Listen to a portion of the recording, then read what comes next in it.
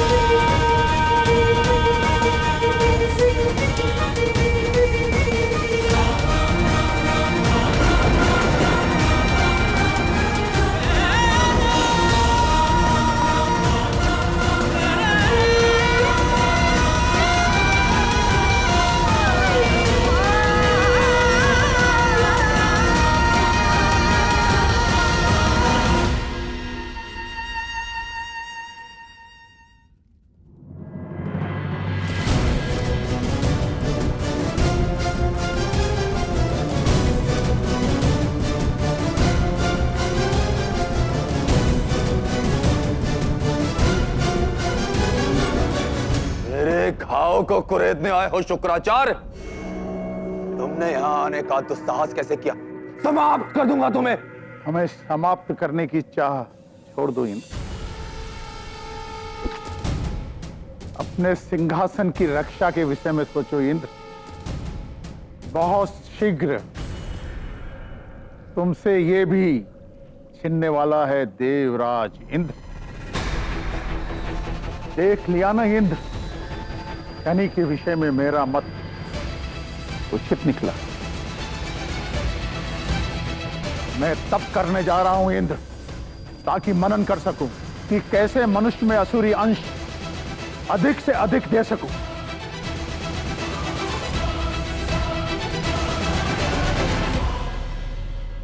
तुम यहीं रुको व्यक्तगण। मेरी अनुपस्थिति में असुरों की रक्षा का दायित्व तुम्हारा होगा। और हां, इन पेयों से सावधान रहना।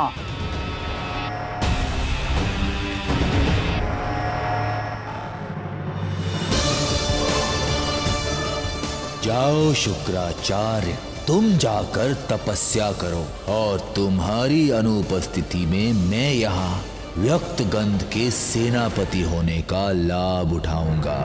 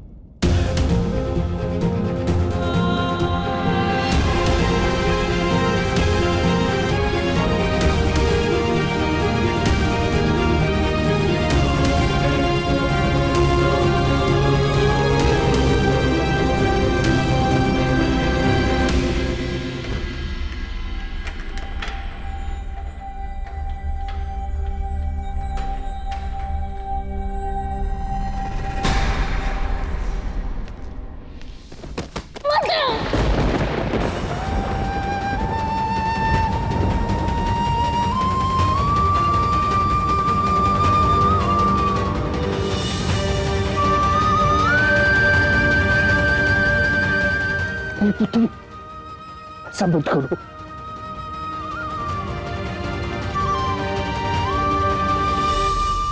सूर्य देव से सहमत हूं मैं। तुम्हें यहां रहने का कोई अधिकार नहीं।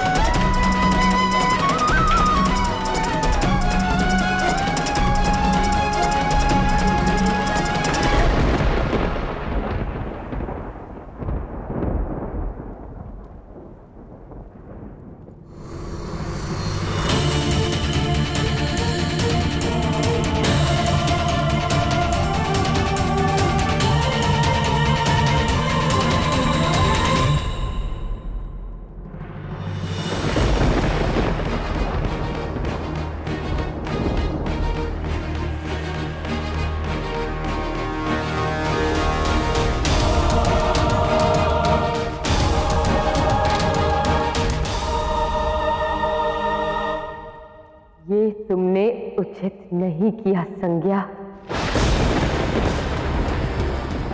ओह,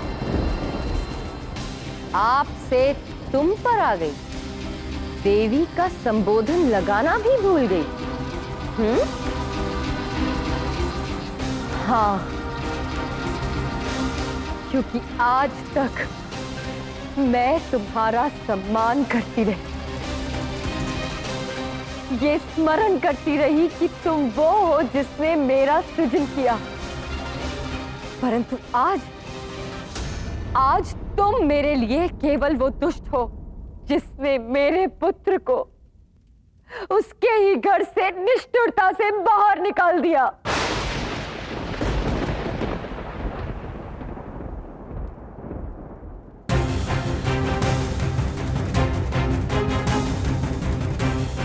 तुम नहीं जानती संज्ञा, आज तुमने कितना बड़ा अपराध किया है। आज तुमने केवल एक पिता पुत्र के संबंध नहीं बिगाड़े, अपितु आज तुमने शनि के विश्वास की नींव हिला दी। शनि के लिए उसकी माता क्या है तुमने सोचा भी नहीं, जिसकी रक्षा के लिए वो चक्रवात से लड़ बैठा, जिसके प्राणों के लिए वो महादेव तक पहुंच गया। आज तुमने उसी माता का स्वरूप भंग कर दिया। वो यहां से जाते समय मुझे नहीं देख पाया, परंतु मैंने उसकी आंखों में ये प्रश्न देखा कि कैसे उसकी माता उसके साथ ऐसा कर सकती है। बहुत बड़ा पाप किया है तुमने संज्ञा।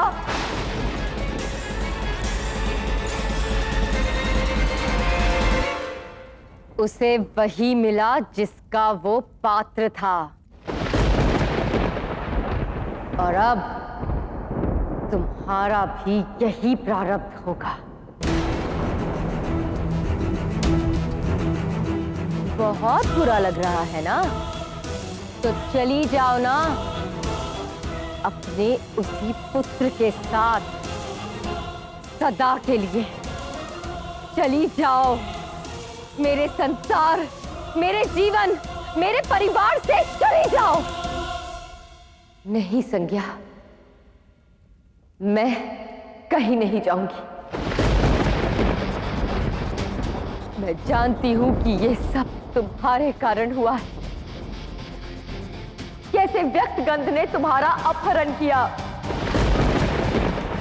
इंद्रदेव के साथ मिलकर तुमने ये षड्यंत्र रचा ताकि मेरा पुत्र शनि सभा में समय पर ना पहुंच सके और उसका सदा के लिए निष्कासन हो जाए।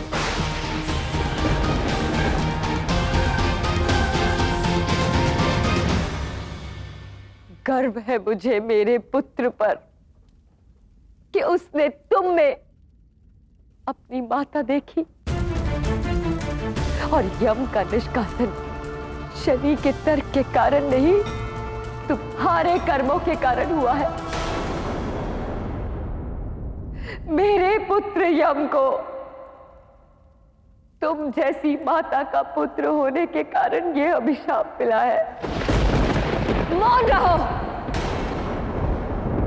तुम यम की माता नहीं हो। मैं यम और यमी की माता हूं।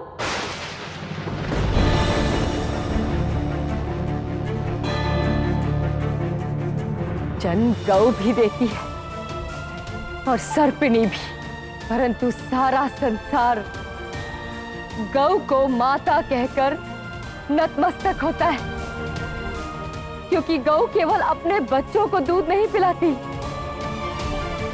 सारे संसार को अपना अमृत देती है। और सर्पिणी अपने ही नवजातों को निगल जाती है, जैसे तुम निकल गई। पहले यम को और अब शनि को।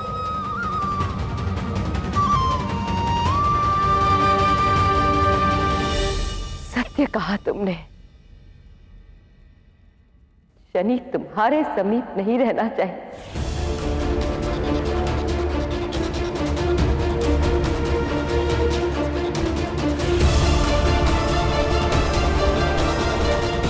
जा रही हूं मैं अपने पुत्र को लौटा लाने के लिए। जो वश में है वो कर लेना, और यदि वश में ना हो तो यहां से जाने के लिए सज्ज रहना।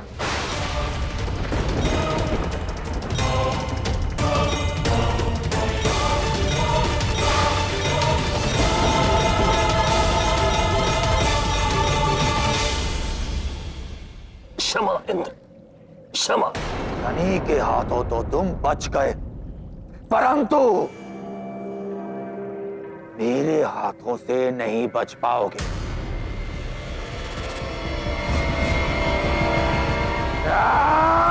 परंतु मैंने सत्य में देवी संज्ञा का वर्ण किया।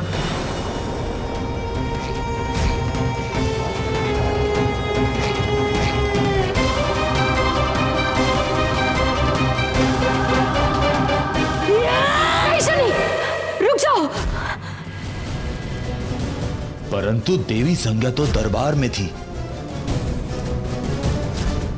झूठ।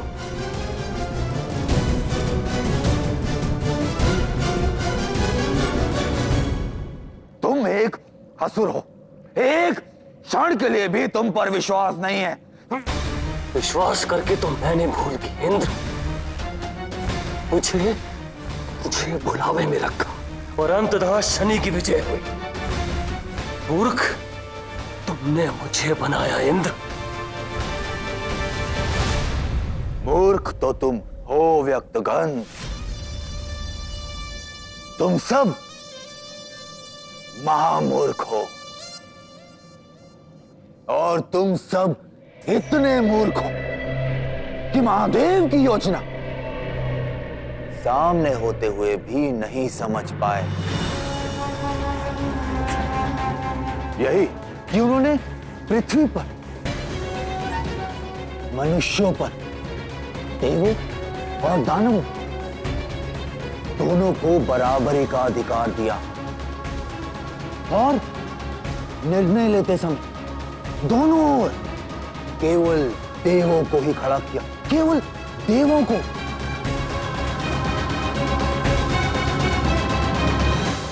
और व्यक्तगण निष्कासन का बंधन भी रखा। जानते हो क्यों?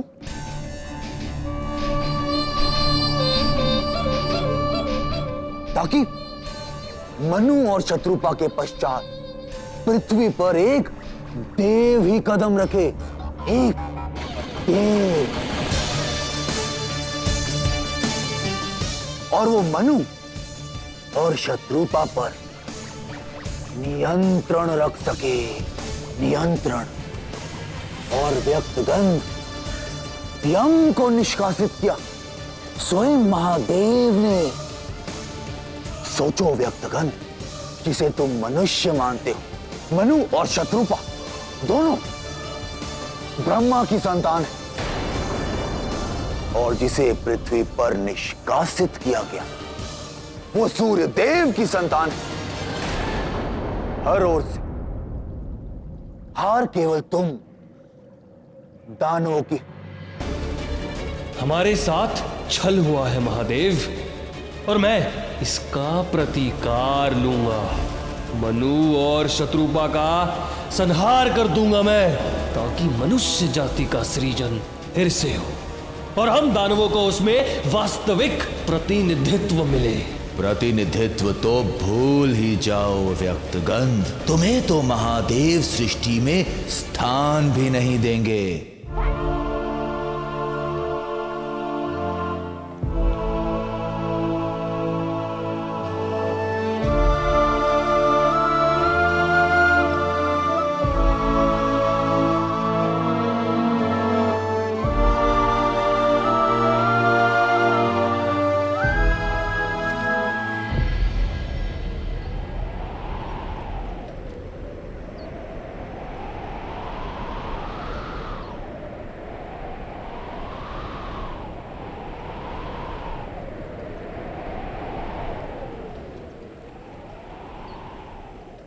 माता,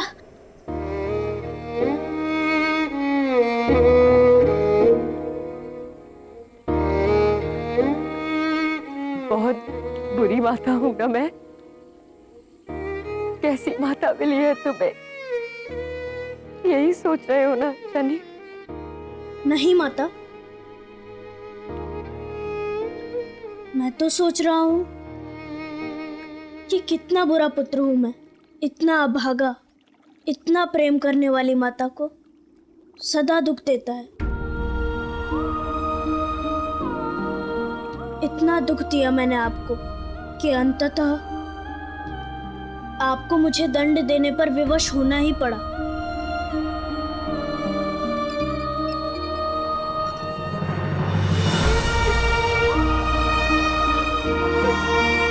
इतनी अभागी हूं मैं, कभी अपने पुत्र की रक्षा नहीं कर पाई।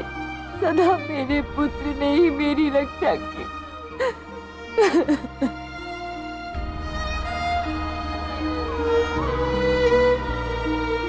माता की दृष्टि संतान पर बनी रहे, ये उसके लिए सबसे बड़ा सुरक्षा चक्र होता है माता। और इसी दृष्टि से आपने सदा मेरी रक्षा ही की है।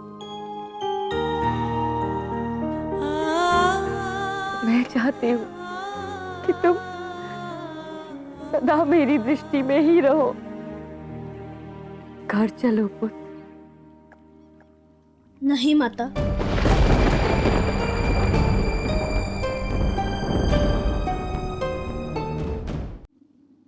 यदि घर लौटा तो आपके दिए दंड का अनादर होगा। माता बुलाए और पुत्र ना चले, इससे बड़ी पीड़ा नहीं होती माता के लिए।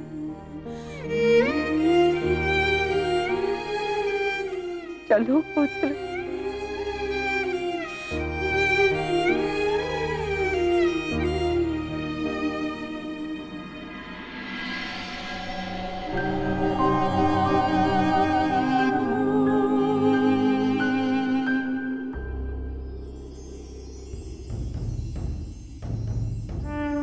ये तो युद्ध भेदी है।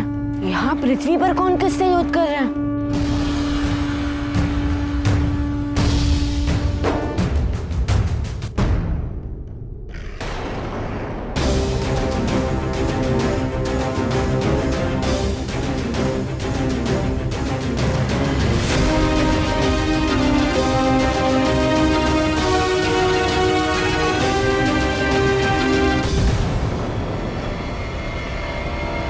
असुर!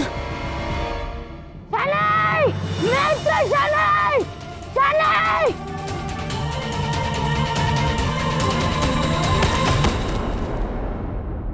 काकुल? काकुल? काकुल, क्या हुआ? सब ठीक है ना पुत्र? मैंने देखा कि असुरों की विशाल सेना पृथ्वी की ओर जा रही थी, मानो वो आपस में किसी के वध की बात कर रही हो। ना जाने किसके वध की। पृथ्वी,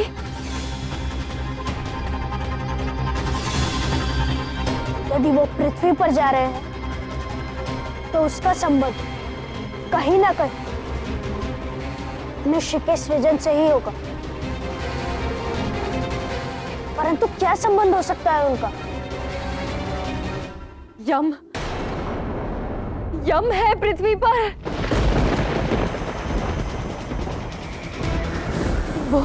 वो मनुष्यों को नष्ट करने जा रहे हैं और यम कदाचित उन्हें ऐसा करने से रोकेगा। और फिर शांत, शांत माता, मेरी ओर देखिए। आप जाकर ये सूचना सूर्यदेव को दीजिए और मैं पृथ्वी पर जाकर यम की सुरक्षा करता हूं।